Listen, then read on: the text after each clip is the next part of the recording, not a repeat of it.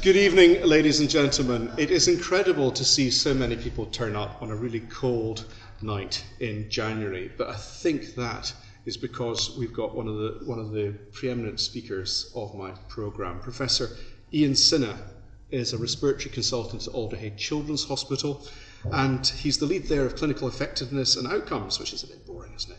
He's also an honorary clinical professor in child health at the University of Liverpool. Now, we don't give these honorary chairs away lightly.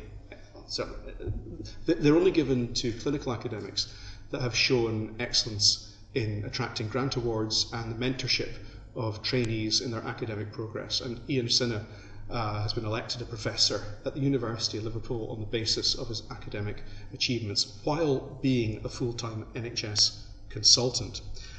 He also finds time to be a trustee of Clare House Children's Hospice, which, given that we're respiratory paediatricians, sadly forms a very important part of our work. And for that work, I think his work really goes unrecognised. Ian's interests are asthma, neonatal lung disease and breathlessness, but his academic work has moved towards child poverty and its impact on children's health. He has roles in NHS England, and he is the co-investigator of an NIHR-funded trial for childhood asthma called the Asymptomatic Trial. I have to say he's a good friend of mine. He's got a lovely family, which is amazing given that he balances that along with academic work and full-time NHS work. Sadly, he has one fault, that he supports a team called Middlesbrough Football Club. I've never heard of them, but they beat another team called Chelsea recently. He's rather good at playing the guitar as well. So that's all about Ian Sinha. Just remind those of you who wish to generate certificates of your attendance tonight, the QR code up there, if you get your smartphone out and scan it, you just need to put your name and email in, and you will get a certificate of attendance and a CPD certificate for your portfolios. So for those of you that are still in practice or in training, that's what the black and white dots do for you. There you are. Ian, are you not going to do a CPD certificate for yourself? Yeah, I might need one. You might need one. So without further ado, it gives me great pleasure to welcome Professor Ian Sinha to the stand to give his lecture as part of the presidential series. Thank you, Ian.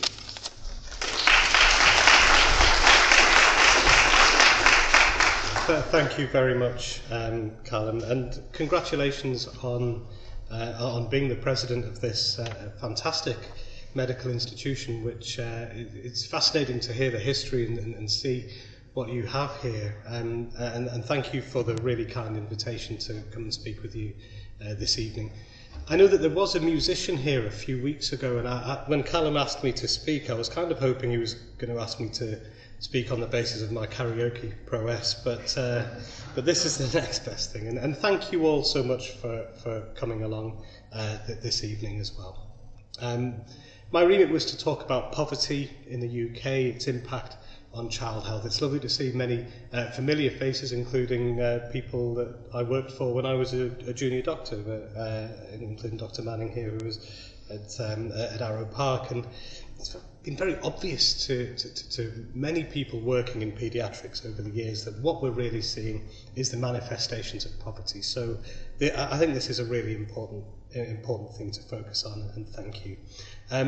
Over the next 40 minutes or so, I was going to discuss child poverty in the UK and the impact that this has on child health, and then to finish off with some thoughts on what needs to happen next.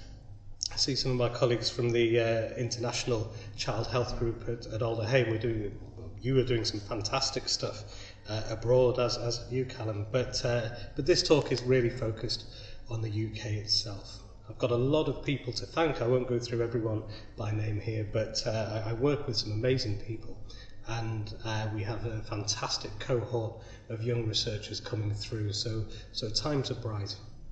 You can sort of plot my interest in poverty over my life course by football stadium here. So on the top there is Prenton Park, back in 1979 when I was born. My parents were both paediatricians, and so we moved around the place a little bit. But we settled in Middlesbrough, which is the next picture down. we beat Chelsea yesterday in the Carabao Cup semi-final, and some of you may be aware Liverpool are playing in the other semi-final today, so I won't be at all offended if anyone's checking their phones during the next hour. I then went to medical school in Newcastle, so that's St James's Park there, and I remember the day when I left to go to medical school, or the day before, my dad said, he's a lovely guy, my dad, and he said, "So you're going to go and do medicine?" I said, "Yeah." And he said, "Oh, everyone will think you're very, very clever and very special." And I said, "Yeah." And he just said, "No, you're not." He said, "You're no more special or clever than anyone else. Go to Newcastle and see how lucky you've been. See how lucky you've been." And it was one of the most important things that anyone's ever said to me. And then I took this photograph from an aeroplane. This is our two stadiums in Liverpool. My two daughters were born in Liverpool, but as is my prerogative, I've made them Middlesbrough fans. So while all their friends are going to Champions League matches, ours are asking what happened against Grimsby and Scunthorpe, and that's absolutely fine. But again, when I moved to Liverpool, it was very clear, it was very evident to me that what we were seeing in paediatrics is the manifestations of poverty. This was brand new. This is from Monday. This was a piece in The Guardian. Professor Sir Michael Marmot has been the absolute don of health inequalities and public health for 2 decades now. And this is a quote from him. "If you needed a case study example of what not to do to reduce health inequalities, the UK provides it." We've been failing people, and when you look over this 10-year period, this is what the piece was about, an 8-year period. If you look at the impact that poverty and socio-economic deprivation has on mortality, we see that nearly 1 million deaths were caused by this horrendous situation. And again, I'm not going to make my talk political, but child poverty is a political thing, and you can sort of track the rates of child poverty since I was born in 1979 in St Catherine's Hospital. You can track what's happened in the 80s and the first half of the 90s. The rates of child poverty went up like this, and then towards the late 90s with the Blair and Brown administration, what we saw really one of the key things, one of the most exciting things about that time was that they expressed the ambition to eliminate child poverty in the UK. And they made some progress towards achieving that, and that was with some really good initiatives and strategies. And then we had the bankers' recession, and then we had the age of austerity from 2010, and all that good work unravelled, and we saw the rates of poverty going back up again. So what we know in the UK is that around 33 to 35% of children live below the poverty line. In other words, their family's income is less than 60% below, less than 2 standard deviations below the mean. When you look at what poverty means and how we describe it, there are 2 key things here. One is income and one is wealth. I don't know if this text has come through properly here, but this slide on the left, which is Office for National Statistics data, tells us something quite telling about our country. Okay, so the median income for a 2-child household is £34,000 a year. Just below that, precariously below that, is something called the minimum income standard. So if you ask people in the country, in the UK, how much does it cost to function in society as you think you should be an equal participant in society, that costs £33,000. So 50% of the country was either sitting precariously at the minimum income standard or was below it. And when we look at the relative poverty line here, what we're talking about is an income of £20,000 a year. Income is one thing. Not having an income is one thing, but one of the key things that came out during the pandemic, when we looked at what happened to people in the UK compared to other rich countries, we saw that our families here suffered a lot more. And one of the reasons for that, when we compare the UK with Norway, is that we didn't have a robust system of savings. So wealth is as important as income, as we come on to. And we were the 5th richest country in the world, and then we had a failed Liz Truss experiment, and then now we're the 6th richest country in the world. But even with that, the wealth is not equally distributed. So the people on the Times rich list own the same as the poorest 1/3 of the country. That's not equal distribution. And when we look at that inequality compared to other countries in the world, we do badly. And that's a global phenomenon as well. The world's richest 22 men own the same as all the women living in Africa. Okay, so this idea of wealth distribution is important, and it's important in a rich country because of where this leaves families. This is a model that we've been using for a little while, and Alice Lee, who's not here today, she's doing a PhD with us at the moment. She's one of our students. She's absolutely fantastic. She's a paediatric registrar. This is the model by which we use to describe what's happening to families and why mothers in particular are at risk of poverty and why children bear the brunt of this. So these are the things that we've been saying for a long time, and people thought that we were just, being dramatic about it all. But if these are the things that are on the front page of every newspaper for the last 3 years now, when we look at families and again mothers, we see that they're at risk of insufficient financial income, both in terms of a living wage in this country that doesn't match inflation. We look at the gender imbalance and the motherhood penalty of what happens to women's wages and how much they lose. We live in a country where there are high rates of people working in the gig economy. Your Amazon drivers and your Uber drivers and many cleaners and carers particularly are working in an economy where they don't have sufficient workers' rights and protections. And so during the pandemic, we saw that mothers with children were a particular group, particularly hard-hit group with regards to losing income. And we see a system of insufficient benefits, which we come on to. When we look at the cost of living, I don't really call this a cost of living crisis. This has been happening ever since I was born, that the poorest people are struggling to get by. I don't know how they're getting by. But in many cases, what we've seen is that people who were teetering on the precipice of the minimum income standard have now plummeted below it. And the high cost of living in this country in terms of accommodation, food, childcare, school provisions, connecting to the internet and fuel, these are things which we come on to in this talk, but these are the things that you just require to succeed and get by in 2024.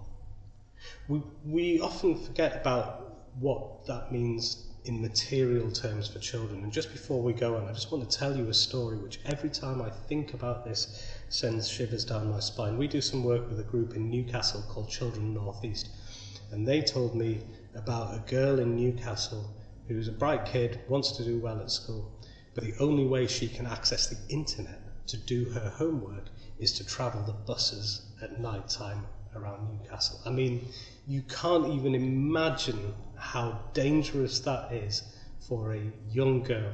And that's the country that we're living in at the moment. For many people, that's the reality. We know that mothers are at particular risk of acute shocks to the system, benefit sanctions and other cuts to income, and ultimately what this leads to is not just having not enough money in your pocket, but not having money in your piggy bank. And that's where you enter the cycle of debt, and where you enter a lifelong cycle where you are just trying to get enough to get by. And ultimately what that leads to is less opportunities for children. Everybody knows that the way out of poverty is education, and yet we're working and living in a country where children in many parts of our city just don't have the tools to get by. We're doing some work with various community centres and groups around Liverpool at the moment, and another story that really hurts me to my bones is a bright kid who lives in Anfield who has to get the bus to go to a better school a bit further away, can only afford to go to school for 3 out of those 4 weeks. And then she stopped going to school. And when they delved into why, it was because her homework one day had been to buy a stationery kit. And she knew that by putting her mum in that position, it would be difficult. So she just stopped going to school. And this is the brain drain that we're seeing in the UK. So where does that leave us as medical people and as people looking after children? This schematic chart here really shows what happens over the course of our life. I'm trying to look around to see who the youngest person is, and I'm landing on Jared, I think. But is there anyone in their early 20s? I don't want to presume. How old are you? Welcome to the rest of your life. It is all downhill from here. Nothing works better in me now at the age of 44 than it did at the age of 21. And this is what life is. You build up in childhood, you enter your early adulthood, and then you decline. In graph B here, we thought that this is what diseases like COPD were. You enter adulthood, and then you smoke or work down the mines or whatever it is that you do, and you have an accelerated decline. We know that in some children, in graph C, you enter adulthood having had a hit in childhood, but then you live okay because you are healthy. But what we see in a lot of people in more deprived parts of this country are that you enter adulthood badly, and whatever it was that made you enter adulthood badly is still there, and so you decline quickly. And so no surprise really that we start to see over the last 10 years not just a stalling in improvements in life expectancy. I mean, that's what's been happening for a couple of hundred years. Every year people get better and live longer, until the last 10 years where we're seeing a reversal. People are living less long than they used to. That's unprecedented. When you look at trajectory C, you can see why. And that early start in life is important. This is one of the most scary graphs that we have in paediatrics. The epidemic of obesity that we're seeing and have been seeing since the 80s, what we're now seeing is that the gap is widening. The rates of obesity in children entering year 6 in the richest and least deprived areas are staying relatively stable, and they're going like that in the poorest areas. And a lot of that we quite often will say to people, it's how you're bringing up your children. But when you look a little bit deeper, you don't need to scratch the surface too hard to see that this reflects a whole load of policies around food, around the affordability of food, around access to exercise, and we come on to this.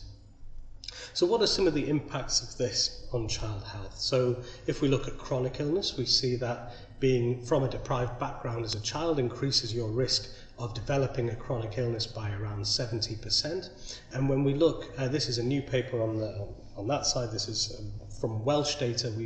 They've looked across the life course and said that being from a deprived place not just makes it more likely that you will develop a chronic illness, but that you will progress quicker to developing multimorbidity and going from that stage of multimorbidity to dying. So this has lifelong implications and it starts early. I won't talk in detail about what the numbers on this slightly complicated chart mean, but in essence, some of our colleagues, Callum and I, have dropped out of the cystic fibrosis service because there were loads of people doing CF, weren't there? We've practically cured it now anyway for 75% of people. And Jared over there in the corner did his master's in CF treatments. It's really exciting, but when you look back over the last 20 years, you can see this idea of trajectories of illness playing out differently in children from different postcodes. And without going through this in detail, what we see is that in CF, a disease that affects by its mechanisms on genetics, so it's spread equally across the population, we see that in the children born in the richest tertile of postcodes, they tend to start well and generally carry on well. So this is looking at lung function at age 6 and at age 15, they start well and carry on. And the ones who don't, there's a reason why. They've picked up a particular infection. Something's happened. Whereas the children in the poorest communities with CF, we see that they're less likely to start well. No great surprise there. But what was really sad is that the ones who do start well don't maintain it, and you don't find a reason for it. They just fade away. And that fading away is something that I think is a really common theme in people in deprivation. This is another common theme, that these are data from the National Diabetes Audit in children, and we see that children from the poorest quintile have got higher glycosylated hemoglobin than the other groups, and there's a gradient there. But also they're less likely to be on the kinds of up-to-date gold standard treatments for diabetes, like the insulin pumps that we now see that are commonplace. So the clinical and process outcomes together and the living conditions of children are better. I'm going to come on to the picture in the middle because I got sent that picture 2 hours ago and added it to this slide as a last-minute addition. This is Alice, this is Carl, not the lady in the scarf, that's not Carl. Carl's wearing the hat next to Alice here. This is a paper they've just published and our research students coming through are publishing another paper on housing that's coming out soon. But the impact of poor housing on health is something that we've known about since biblical times. This is not a new thing, but we're starting to get a better understanding of why things happen. And we, in Alder Hey, one of the things that I'm very pleased to do is, well, not pleased to do, one of the things that I think is an important thing that we do is called a clean air clinic. We set up the first clean air clinic in the world, and we see families who are trapped in substandard housing. That picture in the middle was sent to me by a dad who I saw in my clean air clinic this afternoon, who has 2 children, 2 infants, and they live in a 1-bedroom flat in Toxteth, and that's the mould on the baby's mattress. That's his 3rd mattress in 2 months. Okay, and this child is bouncing in and out of hospital. At the age of 3, he's presenting with life-threatening asthma attacks requiring intravenous treatment. This is a bad situation. Again, we come on to this. And I mentioned Sir Michael Marmot before. I felt very humbled, but also completely out of place. We co-authored a report on cold homes and fuel poverty with Sir Michael last year. He's a lovely man, a very, very great man to work with. And I've never felt this out of place in all my life, but we did a press conference together, and I was sitting next to him, and I thought, I never felt like more of a fraud than this. The imposter syndrome was running high that day. But this was the message that we were getting out, that when we think about cold homes, we understandably and rightly think about the elderly, who are particularly people who are living on their own, and we know that the excess mortality in elderly people goes up. But last year, we changed the narrative, and we said the impacts of living in a cold home on a child are equally catastrophic, and they are lifelong. So we were saying that the very messages that we give to people about avoiding cot death, don't co-sleep with your children, don't let your children cuddle up with your pets, don't sleep in front of a fire, don't wrap them up too tightly. These are the very things that you do if you have ice in your house, which is what some of our patients and parents describe. And we also said that the children and the babies who will be going home to warm houses this winter will be spending their calories on developing neural pathways and liver tissue and good cardiovascular structures. And the babies who go home to the poorest and the coldest houses will be expending their calories on just trying to get through the day, not being hypoglycemic, not being hypothermic. So you see from the second that these kids have gone home, the different tracks that they're already on are starting to widen. It's not just about illness, it's about mortality as well. On this side here, we've seen for decades that infants in the poorest postcodes, the poorest decile of postcodes, are twice as likely to be ripped from their mother's arms as infants who are born into the most affluent postcodes. And that hasn't got better at all. And when we look at that kind of peak in the middle, that unprecedented jump up, we see that that is exclusively driven by infants in the poorest areas. And there's some work from the National Child Mortality Database, excellent resource, who show that for every step up in decile of deprivation, your risk of dying as a child in the UK goes up by 10%. So poverty literally kills children, and some of the seminal work on this is from our friend and colleague in the corner here, Professor David Taylor Robinson at the University of Liverpool. Again, fantastic person, great researcher, went to Denmark and they've got fantastic linked data in Denmark. You can link all kinds of things there. And so they looked at over a million people, 1 million Danish children who were born sort of 30, 40 years ago, and they looked at their risk of dying in early adulthood based on different types of adversity that they faced as a child. And what they saw was harrowing, this idea that you don't shake off this risk of excess mortality by the time you become a young adult. It traces you, it tracks you, it follows you through your life. So why does this happen? Why does poverty lead to health inequality in children? We were asked to write the national strategy on this for the Royal College of Paediatrics and Child Health, and we tried to explain it in a way that kind of brought different models together. And these are the 4 reasons that we think poverty itself leads to ill health. Firstly, Families are priced out of giving their children a healthy start in life. Now, it's quite commonplace to say that this is just poor budgeting from parents, but if you look at how much it costs to heat your home to an acceptable standard, if you live in the poorest decile, you spend 74 pence out of every pound on heating your house. If you look at the government guidelines on how you should feed your child, if you live in the poorest decile, you spend 74 pence out of every pound on feeding your child according to national standards. So if you're spending £1.44 out of every pound in your pocket on heating and eating, it's not difficult to see why there is nothing left to invest in children and give them the healthy start that they need. We know that adverse exposures don't happen one by one, they cluster together and they've got synergistic effects. And when you look at the impact of poverty on any health outcome, it doesn't go up in a linear fashion. It's basically exponential, and my feeling is that what's happening at the poorest tertile, the poorest third of the country, is that you're not just adding more and more adverse exposures together, but they're playing off each other in a synergistic way. And we see that in data around asthma attacks. So we know that if you are exposed to outdoor air pollution, your risk of asthma attacks goes up. If you live in poor quality housing, your risk of asthma attacks goes up. If you have both these things, your risk is disproportionately high. And I think another reason for that is that the very children who would benefit from a healthy, nutritious diet full of antioxidants to try and counteract the impact of this poor quality air are the very children who are actually kind of trapped a little bit in a cycle of eating ultra-processed food, which isn't good for you, which doesn't have the protective factors.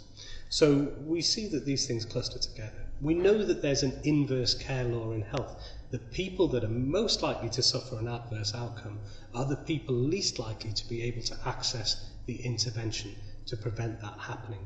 There's data from the nephrologists in the UK showing that the poorer you are, the less likely you are to be offered a kidney transplant. Even if you've got the same disease, the same progression, you present at the same time, that if you are poor and if you are a black child, you are less likely to get a kidney transplant. And we see this inverse care law playing out all the time. You'll see in the news a lot about new strategies coming out from either of the two major parties, talking about how we just need to get people fitter. Let's give people Fitbits and then all the obesity will go in the country. And you start to think, well, that's not the answer. Technology is not the answer here, because the very people that should benefit won't benefit. And finally, there's a pathobiology associated with being in deprivation. And I do talks for various food banks and other places, and so I've done some talks for, like, virtual Zoom type talks for the Fans Supporting Food Bank network that was started in Liverpool. And they've got football fans from all around the country, and they collect food in wheelie bins and vans and things at football matches, and they distribute it. It's a lovely show of solidarity. That Zoom call is full of a load of big, kind of bald men from around the country, big football fan men, and they literally cry when we explain to them that living in deprivation, we used to have this phrase, didn't we, that poverty gets under your skin. We now know over the last 20 years it doesn't just get under your skin, it gets into your DNA, it affects your DNA, the very molecules that make up who you are. Up to 10% of your DNA is epigenetically affected by living in deprivation. And this idea that it can go right that far, and we know that poverty is associated with chronic inflammation, we know that it's associated with poorer metabolic development in childhood, so it's no surprise that these things happen. So what do we do next? How do we move forward with this rather depressing picture? Again, this is from the Royal College of Paediatrics toolkit that we wrote. And I just wanted to talk about some of these and then move on to a few more in detail before I finish. The first is this. We split this into 4 domains. We said this is what hospitals and healthcare systems can do. Number 1 is prioritise the urgent reduction of child health inequalities. This must be a priority, and we must commit to that goal. And that needs to happen at our level as jobbing clinicians. It needs to happen from the clinic right the way through to the boardroom. And we need to move away from shiny corporate soundbite nonsense towards co-developing things with the communities that are suffering. And we need to embed policies that reduce inequality.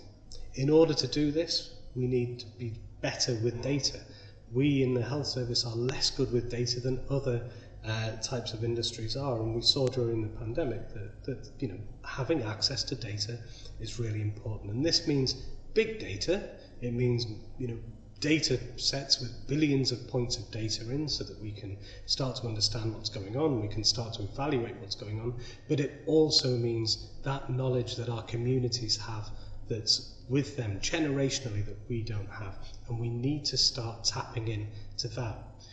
We think about poverty as being one thing, but it isn't. There are phenotypes of poverty around the northwest and around the north and around the country. So if we look at Liverpool, what's happening in inner city Liverpool is very different to what's happening in Blackpool. If we look at Bradford in Yorkshire, we see that inner city Bradford is largely Asian families, multi-generations of families living under the same roof, and the outskirts of Bradford are quite isolated white poverty, toxic as anything, isolated white, semi-urban, semi-rural poverty.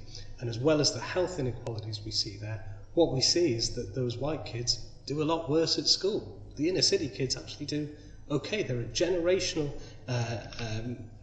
differences in outcome in all kinds of ways. And so we need to start to understand what it means to be poor in a deprived coastal town. We need to understand what it means to be poor in rural areas. So harnessing that knowledge becomes important. We need to develop services that reduce and not widen inequality. We had some medical students a couple of years ago looking for something to do. So we sat them in the waiting room in outpatients and said, go and ask all these families how much it's cost them to come and see me. And on average, the mean cost, by the time you factor in travel to the hospital, eating at the Costa or the Marks and Spencers that we have in our children's hospital, buying treats, parking, all this kind of stuff. By the time you add that to the lost earnings, again, bearing in mind what I said about the gig economy, if people are here with me, they're hemorrhaging money. On average, it's £35 a clinic appointment. £35 to come and see us. Do we really make it worthwhile? Do we give them value for money? I'm not sure we always do. But part of that, again, comes from the idea that we think it's okay to charge people to park in a hospital. I will die on the hill that it's just completely the worst idea that we've ever had. I think it's a ridiculous idea to get people from the poorest region in the country to drive all the way to us and then make them eat in a Costa. And it doesn't make any sense to me that our services are set up in this way. But there are services that we can develop to try and reduce this. So, as I mentioned, the Clean Air Clinic, we've started a programme of community champions, which I think I'll come on to in a future slide. The green box for me is where it's really at. The rest of it's just tinkering around the edges. We're mitigating against the problems. For me, children deserve to live in a better country, a better society, and a better world than we had when we were children. That's what human life is. We try and make things better for our children and for the next generations. And these are the things that we should really be pushing for. Better resources, better environment, fairer living standards, children's rights to be better, and destigmatisation of poverty, which I'll come on to. So what do we mean by advocating for societies that are better?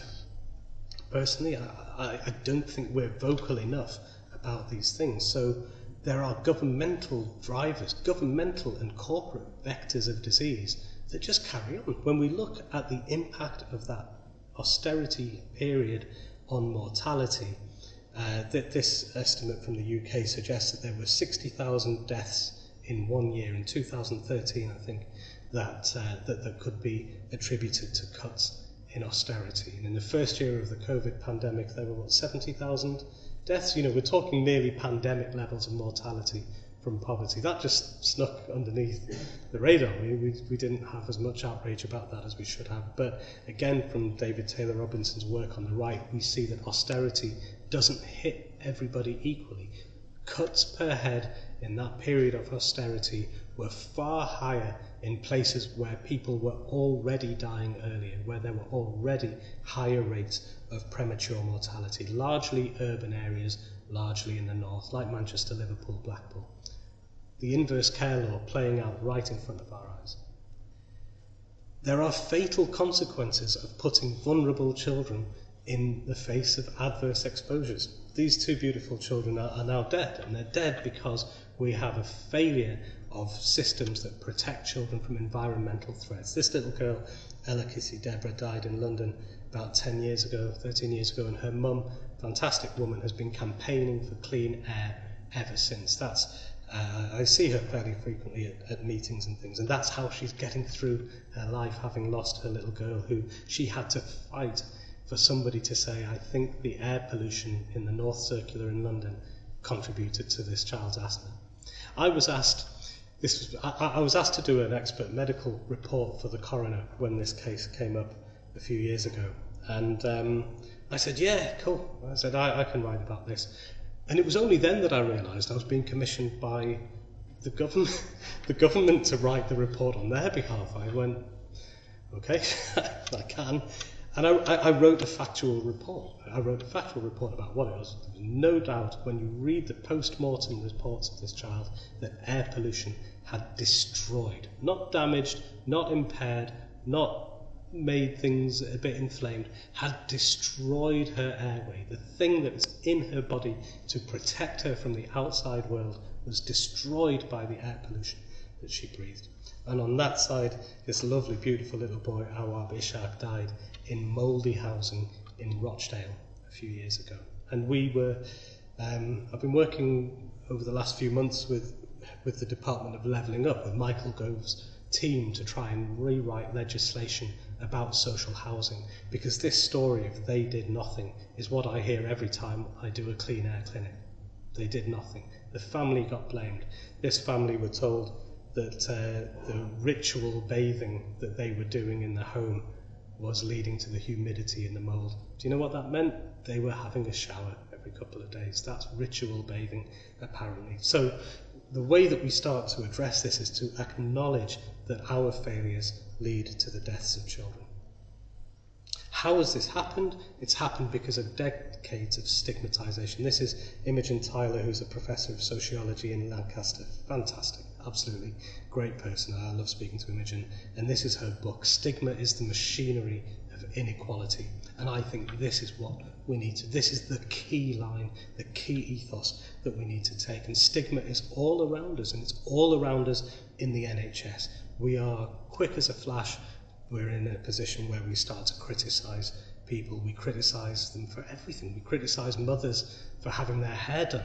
You know, how many times do we hear, well, I hear that she was late for her social services appointment, but I see she's managed to get her hair done. And you think, for a lot of the mums that I see, literally all they have is their name and their face, and they have to put on that face every day. That's what they're getting through the day with. But when we look at the stigma of poverty, we see decade upon decade upon decade of everybody in positions of power, whether it be government, whether it be opposition, whether it be mainstream media, whether it be social media, we see the stigmatisation of people living in poverty.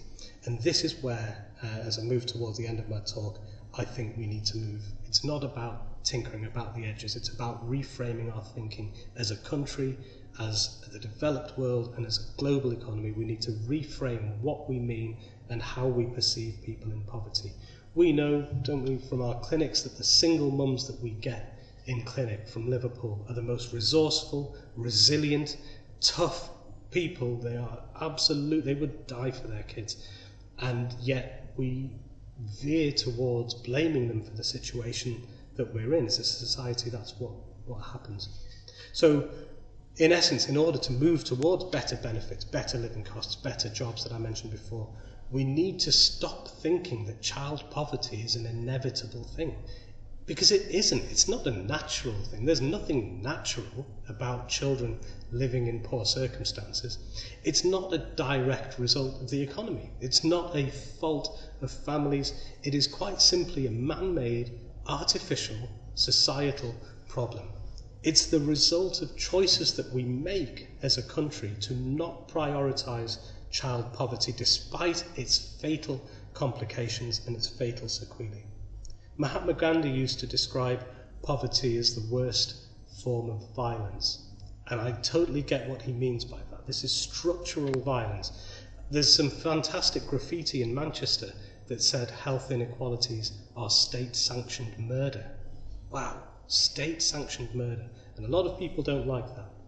But if you live in a country where your rates of infant mortality are going like this in the poorest children and not in the richest children, then it is, isn't it? You know, if you accept that that's the thing, that's the standard you are willing to accept. And we need to reframe all of this as an issue of rights. I'm just going to leave this here for a second just to highlight that if you did want more resources, the Child Poverty Action Group are a fantastic group. This is what they've been advocating for, and it's a very evidence-based approach that you can get 1 million children out of poverty by scrapping the archaic limits that we have on child benefits and increasing them in line with inflation and rolling out universal free school meals. And this is an issue of rights. This is the UN Convention on the Rights of the Child that we've signed up for as a country, saying that we should create systems and pass laws that help children live their best life, that governments should do all that we can to ensure that children survive and fulfil their potential, and that every child has the right to the best health. And if you reflect on the slides that I've just shown you, I think you'll agree that we are failing. And it's not just me that thinks that. This is a UNICEF world map. The places in green have got good children's rights, the places in red have got poorer children's rights compared to other countries, and that's us, slap bang in the middle there with a big red marker on us. We are ranked 179th in the world for our children's rights. So what do we do about that? I want to highlight two things that privileged doesn't cut this. I can't explain how honoured I am to work with a lot of the people that I've worked with. On that side of the screen, this side of the screen, is Ian Byrne, who's the MP for Old Swan, who's been pushing the Right to Food campaign, the idea that the human right to food should be enshrined in law. And these are the things that would bring. It would bring universal free school meals. Universal free school meals is one of the, again, alongside car parking, universal free school meals is the other hill that I'll die on. One of the talks that I did for, I can't remember which union, a few months ago when they were thinking about cost of living and things. And I've always believed that dinner ladies are the interface between child poverty, nutrition and educational outcome. And at the end of this, I will tell you this story because again it lives with me with these other stories that I've mentioned. And this dinner lady at the end of the talk said, I'm a dinner lady in Lancashire. And she said that the children get a set limit on their card that they use to buy, and you can buy like it was a fish finger sandwich, and then you had to choose either a cookie or a piece of fruit or a drink. And if there's too much, if they can't afford it on their card, they have to say that at the till, and they have to say, you have to put that back. And I said, oh my God, I said, what happens then? She said, they just slink off into the darkness and put it back. They're already in the free school meals queue, which carries a stigma in many schools. I spoke to a girl yesterday that gets breathlessness because she's being bullied, and she's being bullied because she's less well off than other girls in their school. And that stigma lives with you for life. I've made friends with this dinner lady. She's lovely. And I spoke to her a few months ago, and she was explaining to me that when she was at school and when she was in the free school meals queue, she found it so stigmatizing that it was easier for her to not eat and tell everyone that she had an eating disorder than it was to tell them that she was from a deprived background. And that's the kind of story that we hear all across Liverpool, all in our clinics. We need better. There are other things on there, and please do look at the website. But basically, transparency about the cost of food, transparency about regulation, and about legislation are also important things. So that's the right to food. This is about the right to life. I stumbled across this case. Someone contacted me on Twitter and said, oh, see, you've got a clean air clinic. You should see what happens to our children in Newcastle-under-Lyme, very working class area just outside of Stoke. It's an ex-mining community, and about 20 years ago they turned the mine, once it was closed, into a landfill site. This little boy here was born preterm and has a horrendous set of lungs. He's really sick, bouncing in and out of hospital every month with life-threatening acute episodes, and he lives 500 metres away from this landfill site. So, and that's one picture of the site there. So as you do, we took the government to the High Court. That didn't go down well in Alderhay. They said, why are you doing this? But it was really important because we took it to the High Court and we didn't say it smells, it's inconvenient, it's not a nice place to live. We said this kid, we drew these big trajectories of the life course that I showed you before, and we said this kid has got bad quality lungs. He was born on a neonatal unit like Dr. Manning's, and he survived some absolute hell on that neonatal unit, and his whole thing now needs to be about catching up so he enters adulthood well, but he's breathing air that is so disgusting that it's making him cough all the time.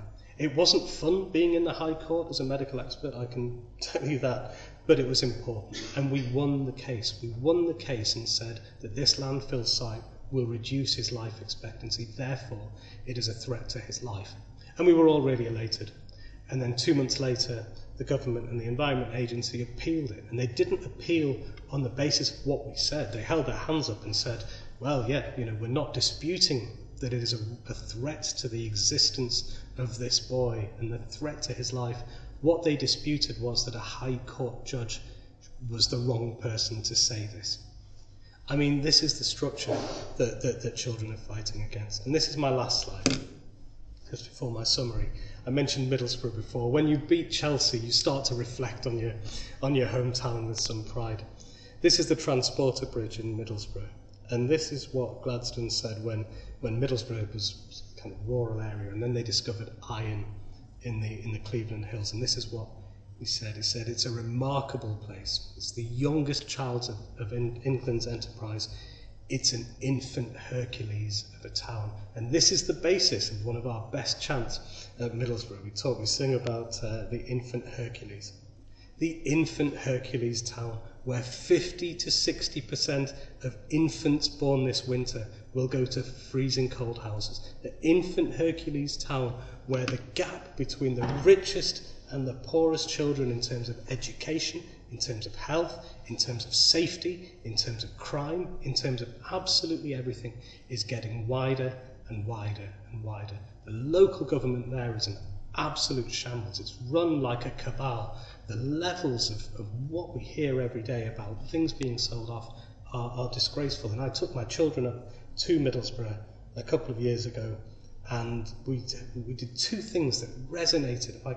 We took them to a place called Redcar, which is a deprived coastal town, but it was where when I was old enough to skive school, we used to go to Redcar, and they've got this special type of ice cream that's really nice.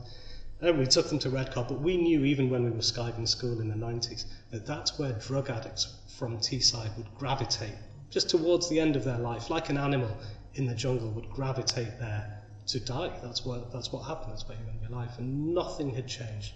And I looked, there's a beautiful hill in Middlesbrough called Rosebery Topping, and in my younger days, when I was 21, we would run up there. It's for school, if you were good at cross country, which surprisingly I was, you would run up there.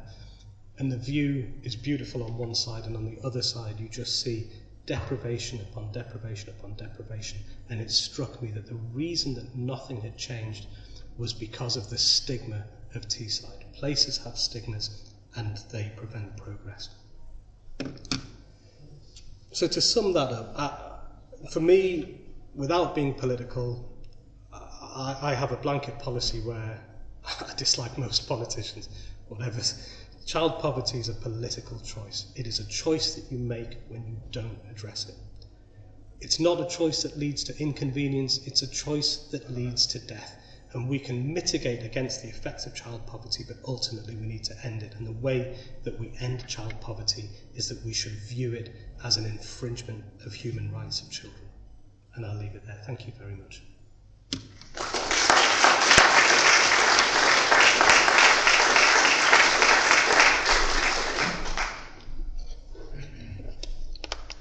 Ian, we've had talks from veterinarians, we've had talks from musicians, but I think yours is the hardest hitting and the hardest to listen to, and the most profound one that we've had in this series. And I'd like to thank you for making me a bit emotional. People have come out tonight, and I'd like to give them the opportunity to ask as many questions and keep you as late as I can, because I think you've got a lot to tell. I'm sure there's a lot of people with many questions for you. So you're big enough and ugly enough to take questions yourself. So thank you. We'll start. I was a GP in Birkenhead, which was a fairly deprived area, and to be quite honest, I think a brilliant advocate for children's poverty and what we should do about it. But to some extent, this has gone on. I mean, I've been retired for some years now, and there was a discussion in the time when I was in practice between the rich Deeside and the health poverty in Merseyside. The question I really want to say is, you've talked a lot about sort of more money being thrown at this problem, but I wonder about education. I feel that one of the big problems these days is that children are not taught home economics or cookery, whatever you want to call it, in school. And I've had times when money's been a bit on the hard side, but I was well brought up by going to a school where we all learned about how to make most out of leftovers and cheap cuts. So I'm thinking that your emphasis on better benefits, yes, it's good that you do that, and it's very good that we have free school meals, but I do think actually education is an important area in improving child poverty. You know, I think you raise a really valid point, and that the Wirral is an interesting place. One of our friends, one of my colleagues that I worked with on the national asthma audit, was a headmaster in Frodsham, not just kind of, I guess sort of just south of the Wirral, who told me that he was a primary school headmaster, and he said that there was a year, one cohort of children that entered primary school. Every single one of them was under speech and language therapy. They couldn't speak. You know, kids are turning up to primary school in nappies. Kids are turning to primary schools with dummies. All this kind of stuff. And I think you're right. You know the way that you address how you live your life is a really important thing. I'd caveat it with one thing, which is that one of the reasons why. I'd caveat it with two things. I think one is that.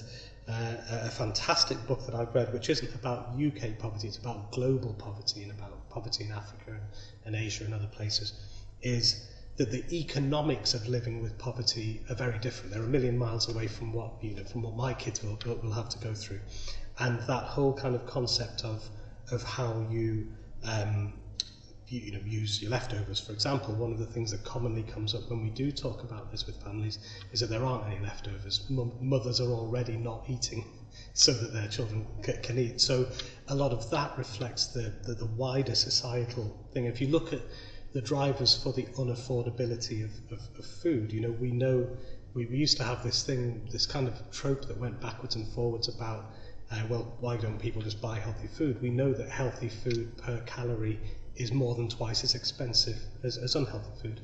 And we know that 1 in 4 outlets is a fast food outlet. And we know that, a lot of families, for example, with the gas and things are limited in what they can use to cook with. So absolutely, I agree with you that, things like home economics, things like even just economics and what are savings, what do you make of them, how do you know if you're one of the key things we can start to address in Liverpool is how do you know that you're becoming addicted to gambling?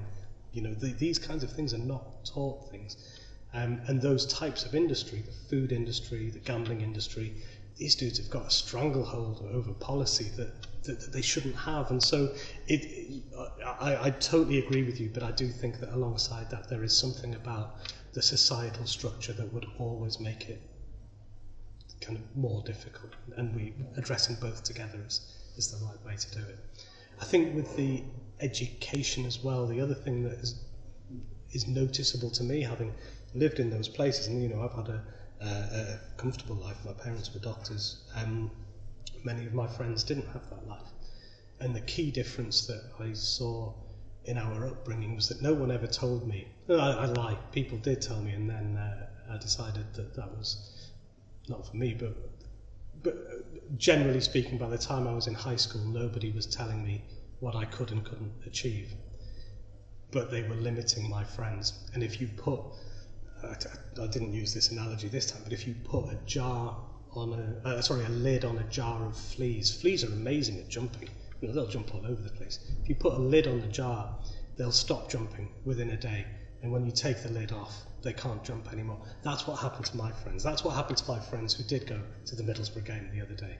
That's why our paths took different, because people didn't tell me that I couldn't achieve. And every time someone did tell me I couldn't achieve, there were enough people around me to pick me up. And that's where the stigma and it's almost this idea that you can take away the parks, you can take away the libraries, you can take away whatever you want, but the killer is when you take away the self-esteem of a community and the self-worth of a community. And it's exactly the same for children. And I think you're right, educating alongside education about self-esteem, screen time, all this kind of stuff that are new threats to children that we never had. Really important. Thank you. Hi. I agree with almost everything you said. I think that in part it's based on a serious fallacy. It's not a fallacy unique to you. It's a fallacy which occurs all of the time. And that is, this country is the 6th richest country in the world. It is not. It has the 6th highest GDP in the world. True. And GDP does not mean you're rich. So if we want to have a rich country with money to spend, you have a small country with massive resources like Norway.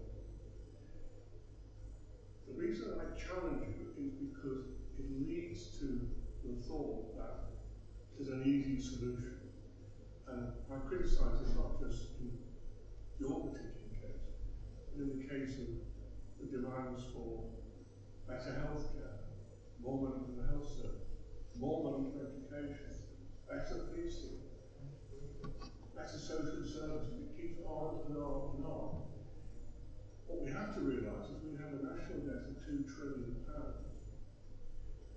At the moment, things could get one hell of a lot worse because we're not the only country with a huge national debt. It's become fashionable.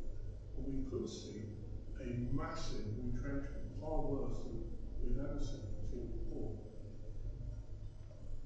And I'm saying that because I think we have to think not just in terms of money. I think you're absolutely right. A lot of it is education.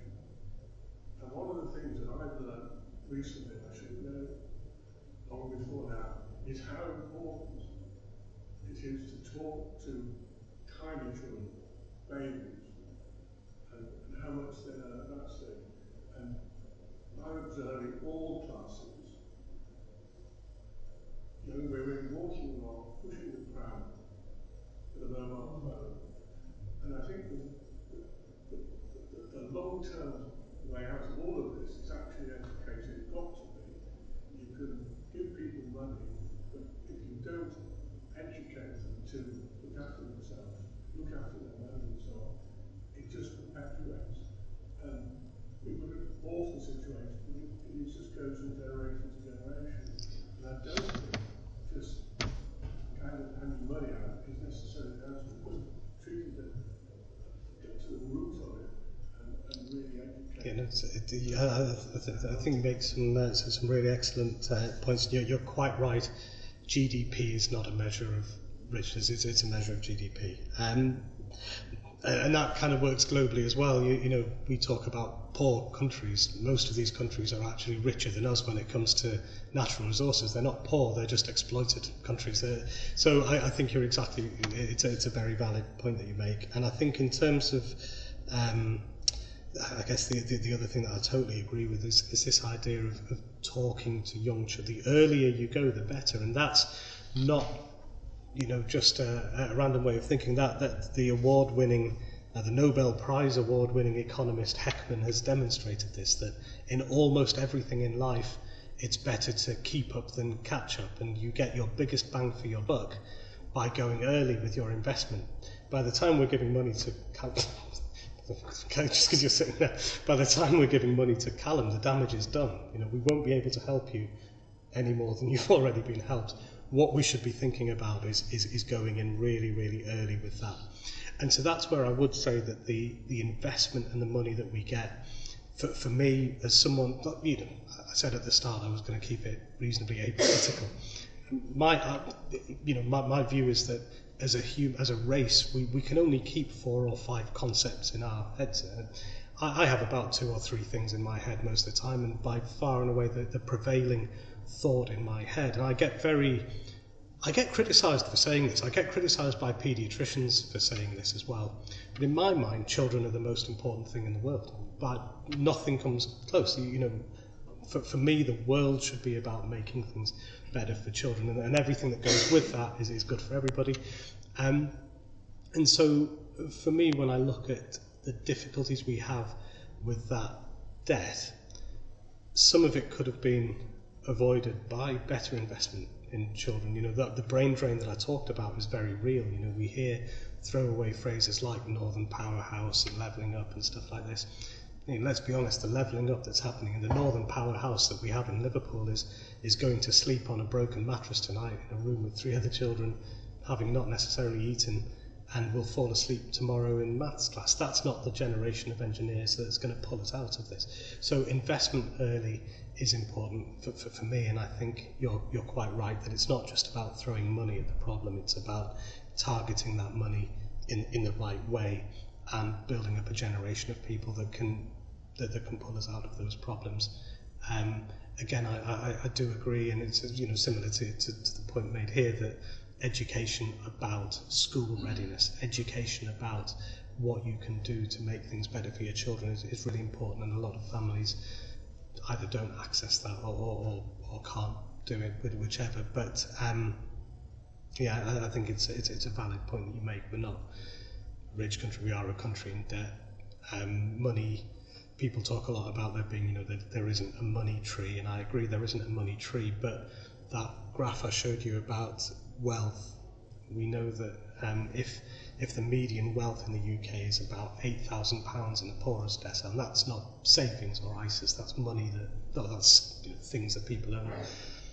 You would, if that was here on this screen, you would need to multiply that screen 5,000 times to find the median wealth of the richest 6 people. So there is something about the money that is here being used in a slightly more equitable way. But yeah, I agree. Thank you. Yeah, thank you. Ian, that was terrific. Thought-provoking, exactly what you wanted it to be. I'm going to make a comment and ask you questions. The comment is for the very small number of people who might be in this room, who might be able to access the excellent European respiratory monograph we edited on inequalities in respiratory health, which captures all this and more very, very well. The comment is a thought about what's happened over medicine over time. For a long time, people said obesity is not really a problem. Obesity doesn't cause disease. Obesity it's the other thing that obesity causes. And now I think most people accept that obesity is a major health issue.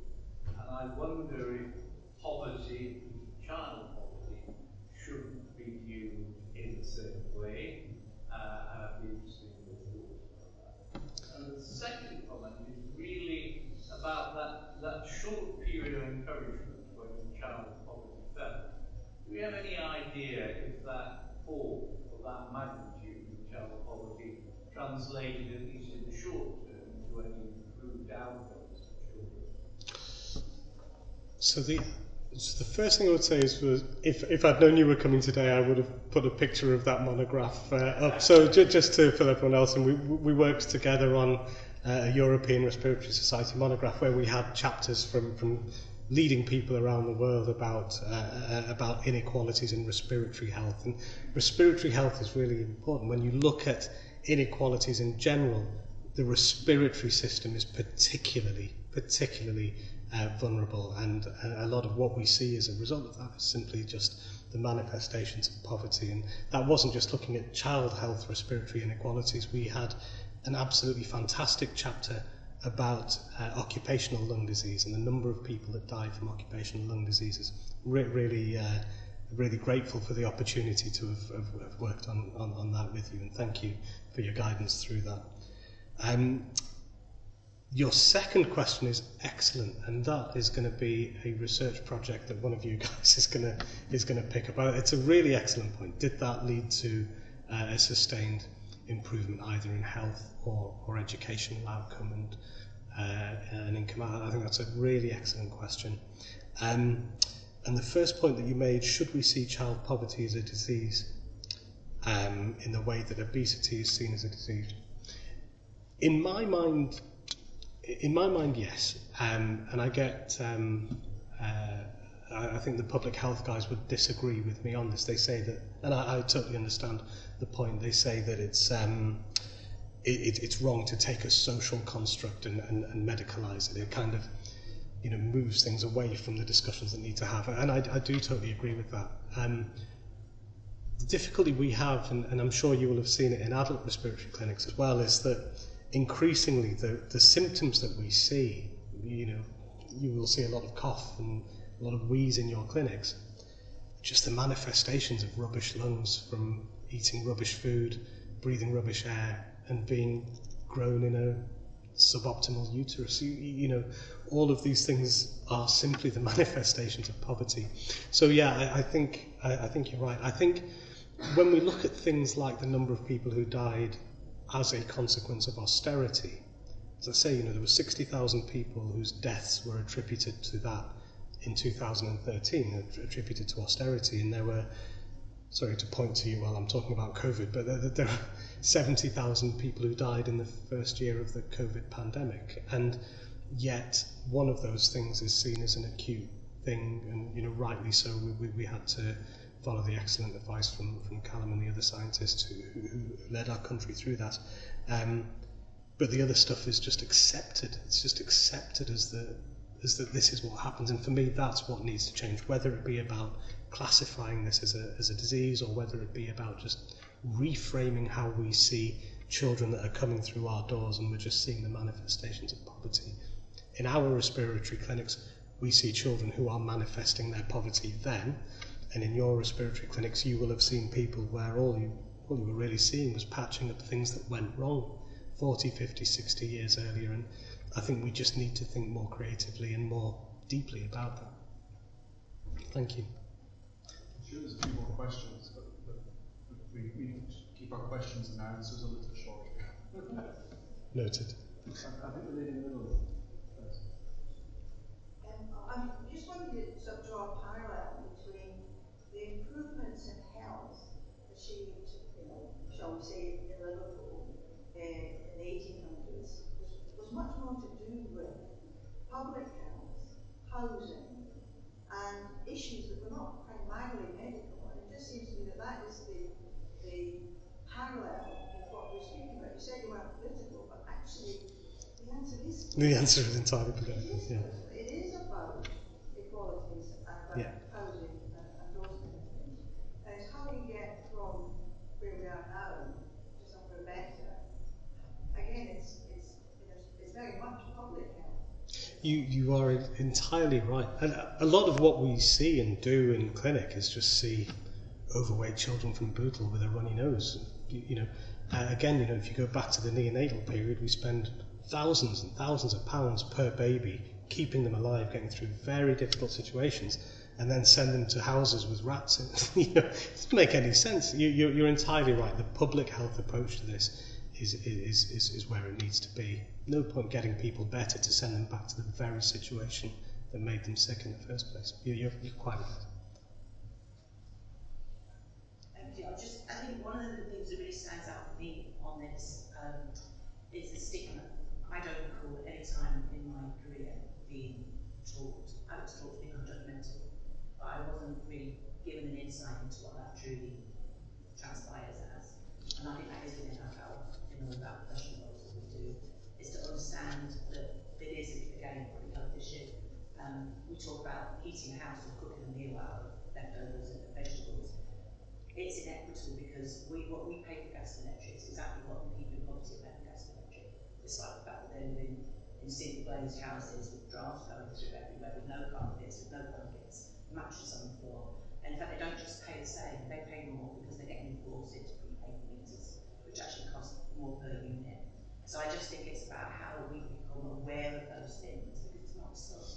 It is stigmatised. I think that's one of the biggest things, and that's the thing that I think that we could, all of us could influence, even if we're not getting politically involved, is just raising that awareness or challenging conversations.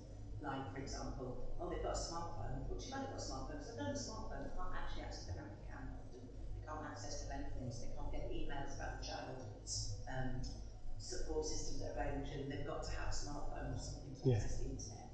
So I think we now need to step up in the way that we challenge conversations, because it's about equality and diversity in every true aspect of the work.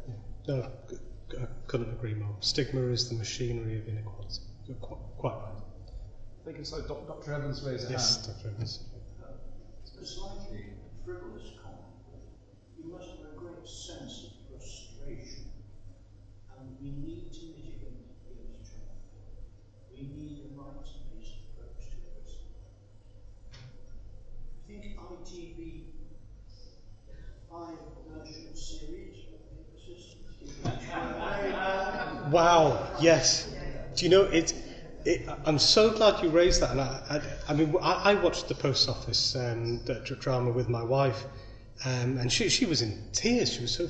The parallels. I mean, I immediately contacted my friends in Stoke and said, this is just a cover-up. This is what you're going through. And right the way through, I think you're exactly right. And to be fair, ITV played quite an important role in stigmatising and demonising the working class in the 80s and 90s, and probably have a role in reversing that now. It's not a frivolous point, it's an excellent point. And actually, some of the best education I've had about poverty, apart from speaking to people, because in my mind it's very easy for me to speak to people about poverty, and I always get asked this, how do you ask families about their income? How do you ask families about their housing? In my mind, it's not their fault. And so it's very easy. Things that I find very difficult asking families are things like consanguinity, or anything where there might be an implication that it's something they chose. In my head, it's not like that. And the key cultural education for me came from certain films, including from Ken Loach, the filmmaker who made Kes, that we all watched at some point in school. Hands up if you've not seen Kes at school. Oh, okay. Oh. It must have dropped off at some point. But Kes and films like I, Daniel Blake, Sorry We Missed You, these are films that really get to the root of what goes wrong. And I think it's similar to your point, that there's a lot of things that I'm a million miles away from, and the bosses in the NHS are as well. Ian, I ask you to come down to the front. We have a tradition at the Liverpool Medical Institution where people that are good enough to give us their time and entertain us get given a wee medal of appreciation. So if I could ask you to put your hands together in appreciation while I present Professor Sinha.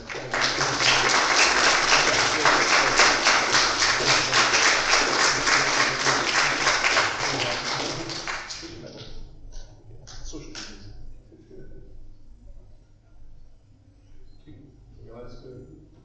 He's done it. Yeah, he's done it. Great. Well, thank you. All right. Go on the next slide. Right. Before I talk about the next talk, I just want to remark, this evening we've been joined by dietitians, nurses, I don't know, other allied health professionals. It's absolutely wonderful to see the diversity of membership increasing. And for those of you that wish to join us properly, if you get your mobile phones out and scan that, you'll be surprised to learn that as an allied health professional or a doctor in training, membership is extremely affordable. And I think we're talking in the region about £48 or £50 it is for doctors in training and allied health professionals. For those of you who are doctors in training, remember the paediatricians, we know where you work, we know where you live, and if you don't sign up, Ian and I will come after you. So there we are. So we are the last bastion of independence in Liverpool. We're not associated with the hospital or the university. We are your institution for your allied health professionals and professionals in medicine, and we are wholly supported by the membership and the work that we do here at the institution. So please do join up. Our next speaker will be Dr. Gemma Ahern, and I think she'll be ruffling a few feathers as well.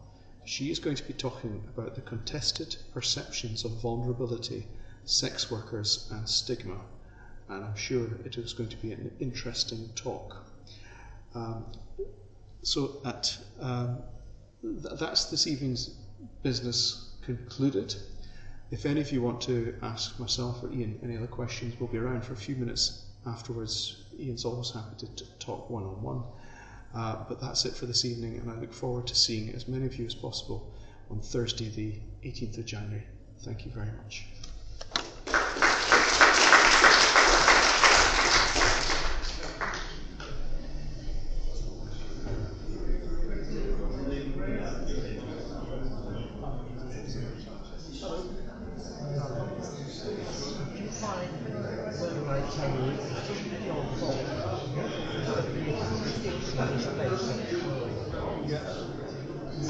Is there anything you can do about it? I didn't hear a word of that.